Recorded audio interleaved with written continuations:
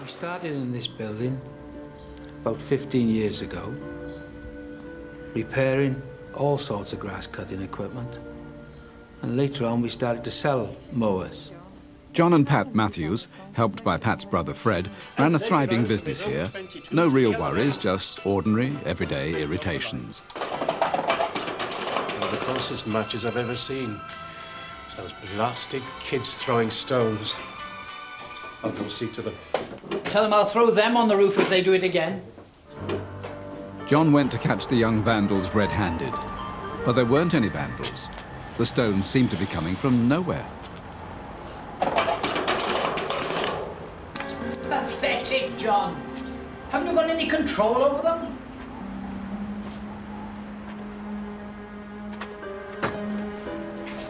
There's nobody out there. From the other one. Come out of thin air, did they? Baffled. We were baffled that there weren't any kids around here and nobody that could throw stones. We just couldn't understand it. We just couldn't understand where they were coming from. I thought he was a nutter, to be honest. I thought he was mad. I thought people throwing stones, it's got to be. Can't be anything else. And I started to get worried that there was something strange here in this building. Whatever it was about to move in at Mower Services. I would see little things flying across the room.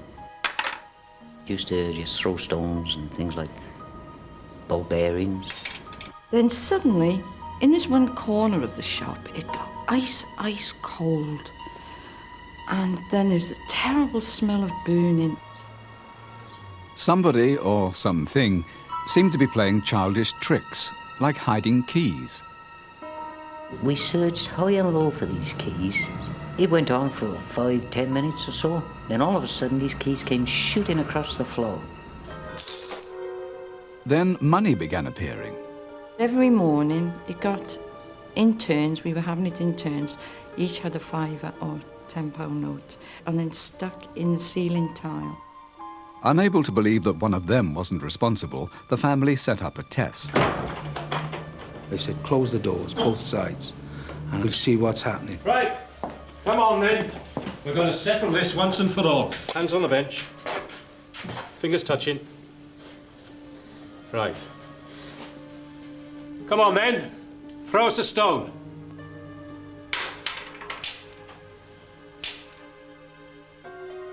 There was no chance of anybody being in that shop except us three. Hang on.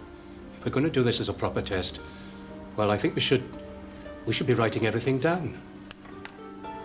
With that, a pen dropped, and then I started saying things like engine parts. What about a plug? We knew then that it wasn't one of us.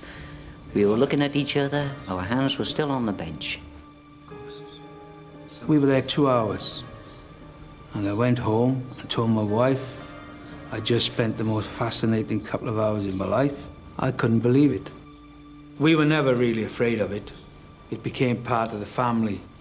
We decided that we'd name him, and we called him Pete the Poltergeist. A poltergeist called Pete? Could there be such a thing? And why was it favouring Mower Services with its attentions? The family needed expert help. They called in David Fontana, a university professor with an interest in the paranormal.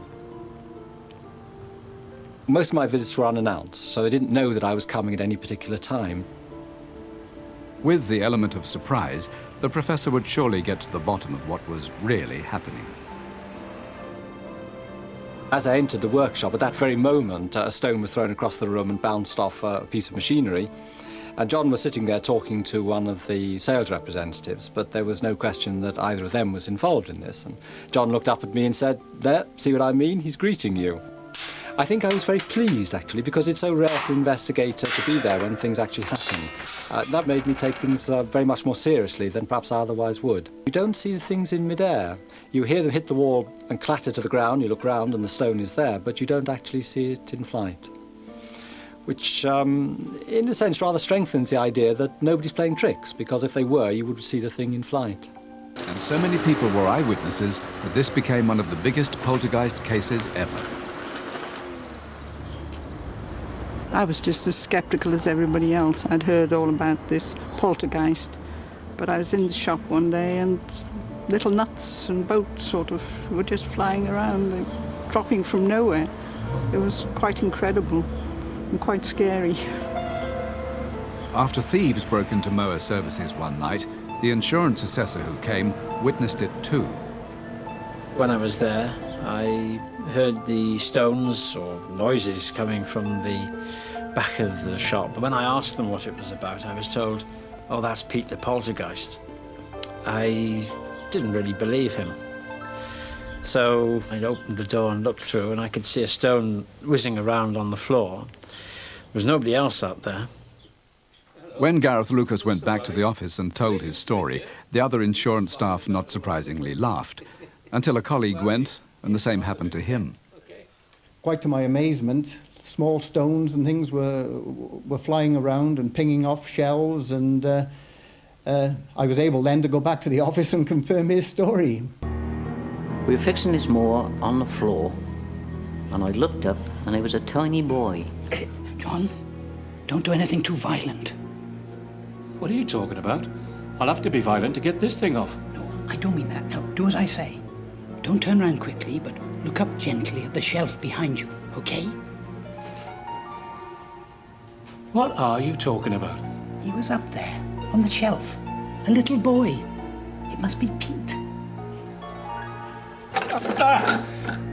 Half a house brick came hurtling down, and we both panicked with amazement. You can imagine he was all grey. No face, but the face was there. It's hard to explain.